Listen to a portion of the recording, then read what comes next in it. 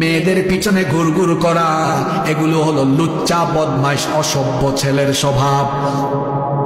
মেয়েদের পিছনে অনেকে আছে ঘুরঘুর ঘুরঘুর করে, কলেজে পড়ে, ইউনিভার্সিটিতে পড়ে। খবরদার আমার যুবক ভাইয়েরা, ছাত্র জীবনে কোনো নারীর ফিতনায় পড়ো না, তোমার ক্যারিয়ার ধ্বংস হয়ে যাবে।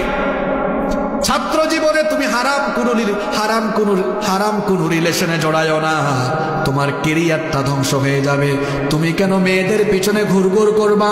এই বয়স হলো তোমার পড়াশোনার বয়স, গবেষণার বয়স। এই বয়সে পড়ার টেবিলে মনোযোগী হও, গবেষণায় মনোযোগী হও। আজান হলে নামাজে চলে যাও। যদি তোমার পড়াশোনায় গবেষণায় মনোযোগ থাকে, ক্যারিয়ার সুন্দর হবে। আজান হলে যদি নামাজ যেতে পারো, চরিত্র ভালো হবে। ক্যারিয়ার সুন্দর আর চরিত্র যদি ভালো হয়, কোন মেয়ের পিছনে তুমি ঘুরঘুর করা লাগবে না। এই খুলনার সুন্দরী সুন্দরী মেয়ের বাপ তোমার পিছনে ঘুরঘুর ঘুরঘুর ঘুরঘুর ঘুরঘুর করবে। আমি একটা মিসকিন বেচলর যুবক ছেলেরা, মিসকিন বলেছি রাগ করো না, মানে বেচলর তো এখনো একাকী আছো, নিঃসঙ্গ।